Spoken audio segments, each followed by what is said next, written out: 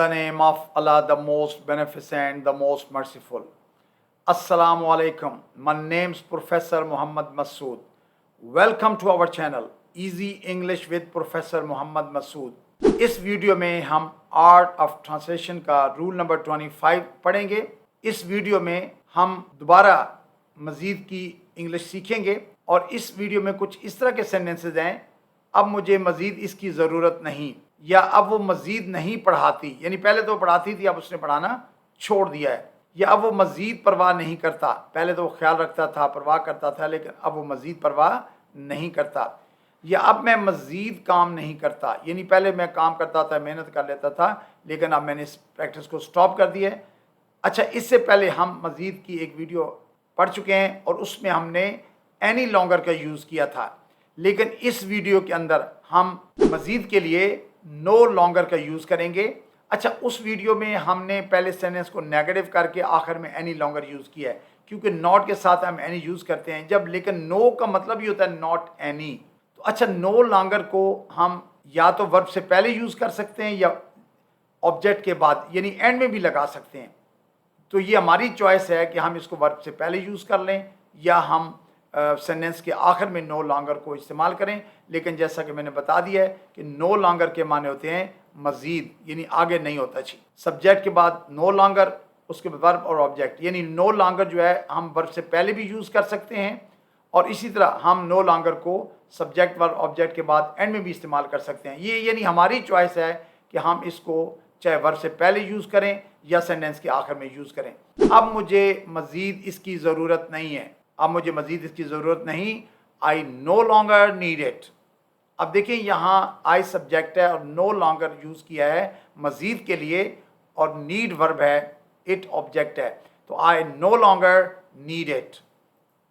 अब वो मज़ीद नहीं पढ़ाती, यानी पहले वो पढ़ाया करती थी, तो she know longer teaches, she know longer teaches. देखिए यहाँ शी सब्जेक्ट है, नो लॉन्गर हमने यूज़ किया और वर्ब से पहले लगाया है टीचेस, टीच वर्ब है जी।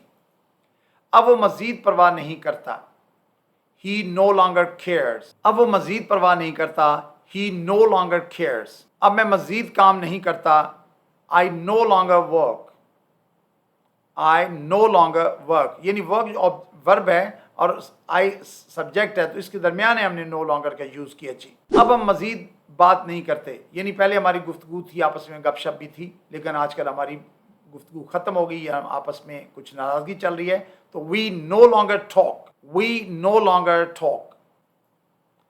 अब वो मज़ीद चाय नहीं पीते, यानी पहले तो उनको आदत थी लेकिन अब उन्होंने चाय पीने को छोड़ दिया है, अब वो मज़ीद चाय नहीं पीते।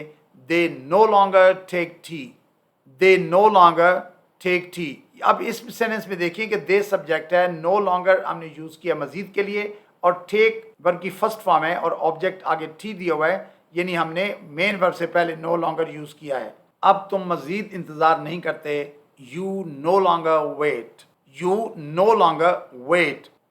अब हम मज़ीद बहस नहीं करते, वी नो लॉन्गर आर्गू।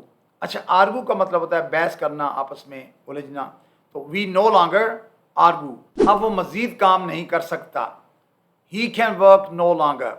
जैसा कि मैंने शुरू में बताया था कि हम नो लॉन्गर को वर्ब के बाद या ऑब्जेक्ट के बाद भी यूज़ कर सकते हैं। अब जैसे कि इस सेंटेंस में है कि he can work no longer, he subject है, कैन वर्क यानी कैन तो हेल्पिंग वर्ब है, वर्क मेन वर्ब है और उसके बाद हमने नो लॉन्गर यूज़ किया है। तो ये हमारी चॉइस है कि हम इसको वर्ब से पहले यूज़ करें या हम इसको वर्ब के बाद इस्तेमाल कर लें, he can work no longer.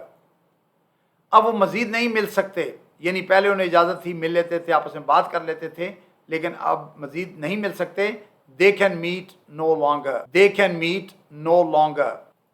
अब हम मज़ीद नहीं तैर सकते, यानी वी हैव गॉट टायर्ड, अब हम थक गए हैं, बस बहुत तैराकी कर ली है, तो we can swim no longer, we can swim no longer. अब वो मज़ीद यहाँ काम नहीं करती, she works here no longer, she works here no longer. अच्छा, अब इसमें एक छोटा सा मैं पॉइंट आखिर में डिस्कस करूँगा कि हमने नो लॉन्गर जुमले के आखिर में यूज़ किया है, तो उससे पहले हमने सब्जेक्ट यानी शी और उसके बाद वर्क्स यानी वर्ब इस्तेमाल किया हुआ है। لیکن اگر یہاں اس سینٹینس کو ہم نے اینی لانگر کے ساتھ پڑھنا ہوتا تو پھر اس کا سینٹینس کچھ اس طرح بنتا ہے she doesn't work here any longer, اور اس کا بالکل یہی معنی ہوگا کہ وہ اب مزید یہاں کام نہیں کرتی، she doesn't work here no longer.